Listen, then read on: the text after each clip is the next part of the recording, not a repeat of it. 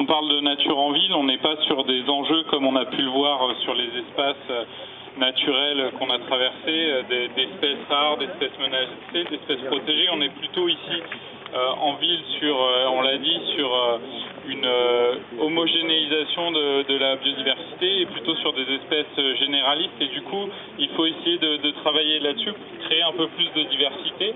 Et ça, c'est le rôle de l'ensemble des gestionnaires et des aménageurs qu'on va trouver sur un territoire urbain tel que peut l'être un village ou une ville. Et ça, il y a plusieurs leviers d'action.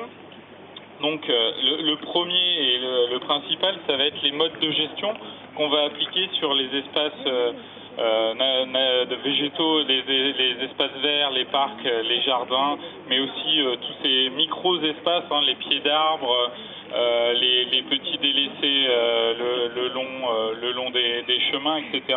Tous ces espaces-là participent de la nature en ville et les modes de gestion qu'on va y appliquer vont permettre de favoriser plus ou moins la diversité floristique et l'installation de la faune sur ces espaces-là. Donc, jusqu'à présent, maintenant, on a une réglementation qui impose aux collectivités, notamment, et aux gestionnaires publics, on a parlé des pollutions, donc l'arrêt d'usage des pesticides chimiques dans le cadre de la gestion de la voirie, des parcs, des jardins, des boisements publics.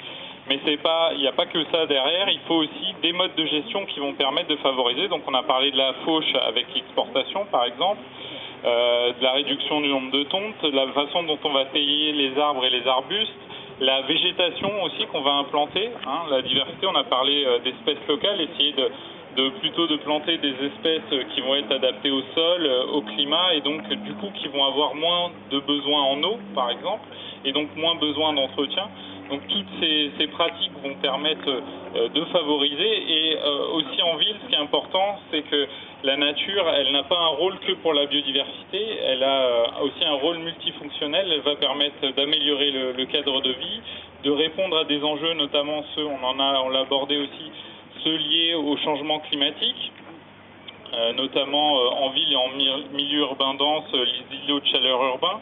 Le fait de végétaliser va permettre de rafraîchir la ville et de répondre à cette problématique-là. Aussi tous les enjeux de gestion de l'eau en ville, de gestion de l'eau à la parcelle, la végétalisation, le fait de conserver de la pleine terre va permettre de répondre en partie à ces problématiques et notamment aux problématiques qu'on peut avoir d'inondation lors de fortes précipitations, de forts événements climatiques. Et donc pour ça, il y a la gestion, il y a aussi, là où c'est possible, d'essayer de reconquérir, parce qu'en ville, bien sûr, on est sur des secteurs où la terre, l'espace disponible se raréfie, donc essayer de reconquérir en désimperméabilisant là où c'est possible, d'essayer de recréer de nouveaux micro-milieux, vraiment on est sur des petits espaces.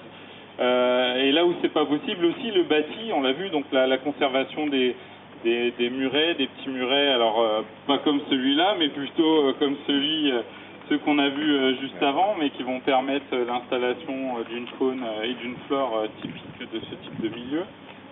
Essayer de végétaliser aussi les bâtiments, alors on a peut-être moins cette problématique ici dans un village, mais dans des villes un peu denses, le bâti peut devenir aussi un support de la végétation, donc je pense aux toitures, aux murs. Alors on ne va pas être évidemment sur des milieux riches, mais sur des milieux qui vont servir peut-être de relais pour des espèces, notamment à l'avifaune pour les oiseaux, pour certains insectes ou certaines plantes, on l'a vu, qui se déplacent également.